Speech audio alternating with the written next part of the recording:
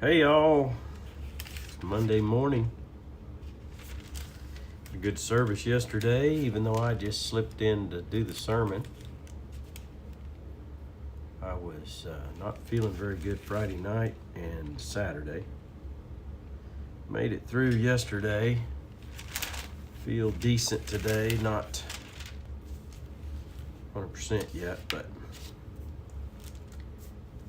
getting along.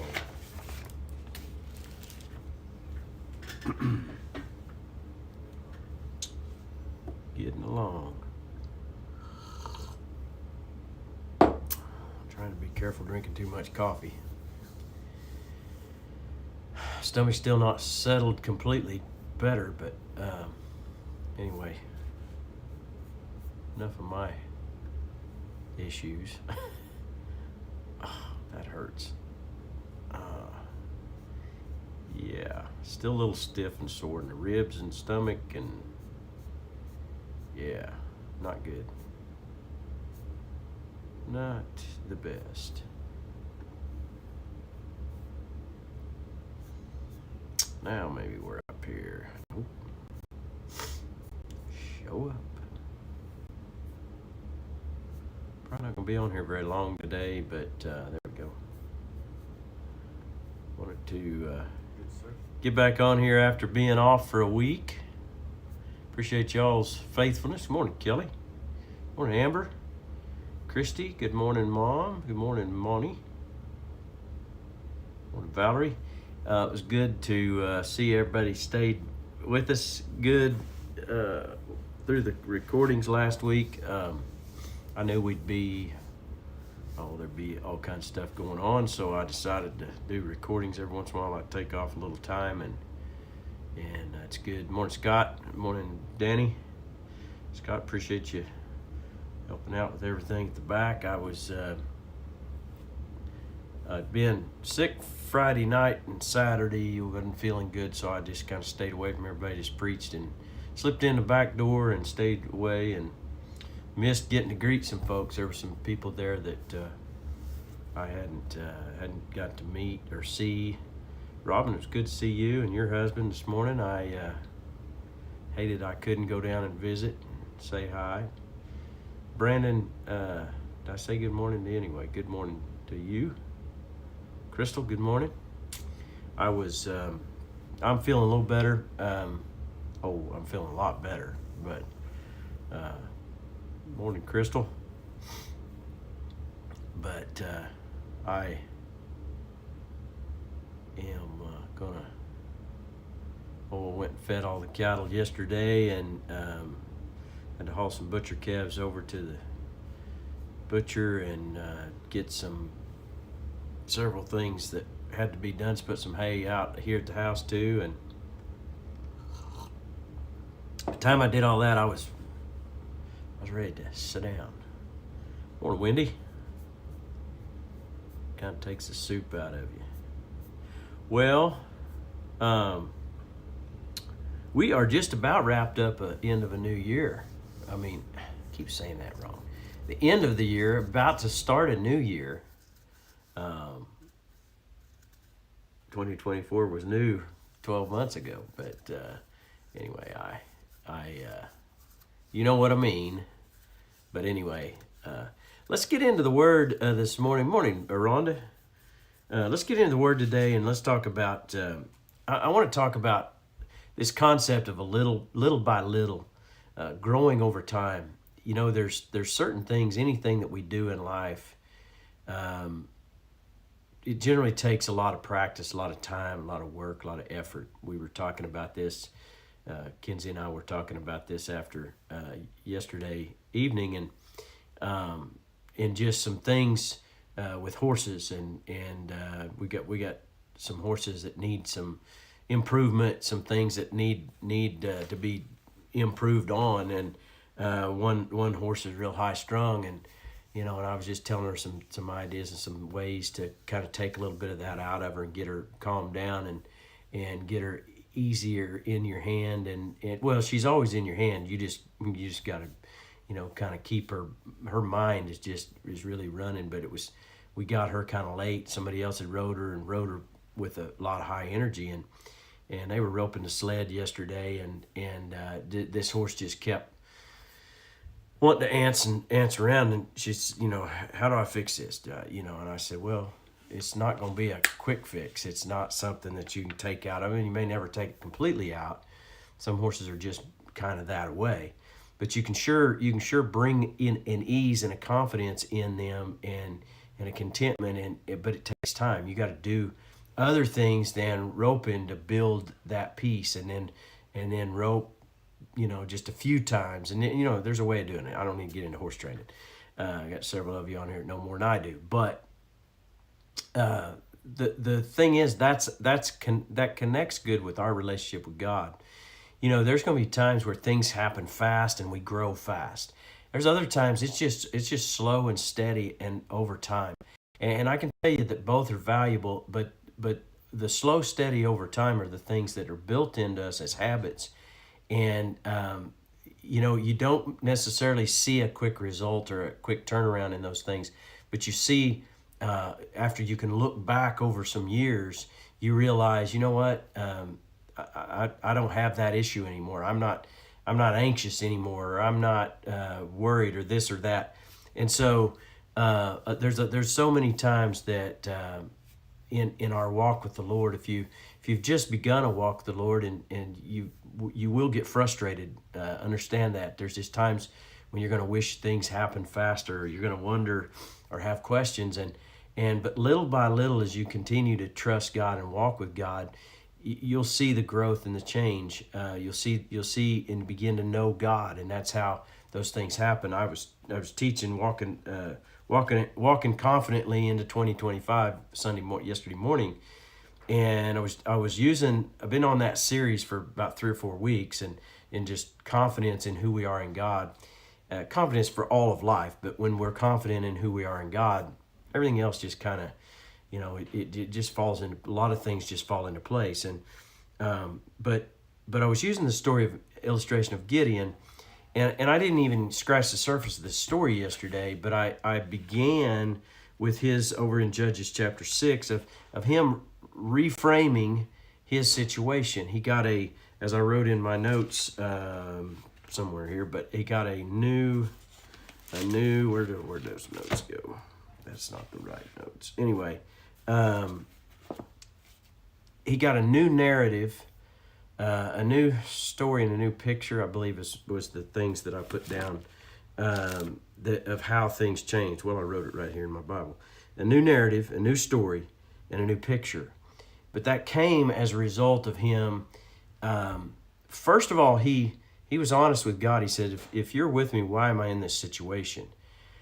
But God didn't change. His word didn't change. He continued to say the same thing. And he said, go in this might of yours. He said, you are going to, he gave him a word. And, you could say, well, that was his specific word to him. But God speaks to each of us that way. First of all, he speaks to us in that I love you, and I love you right where you're at.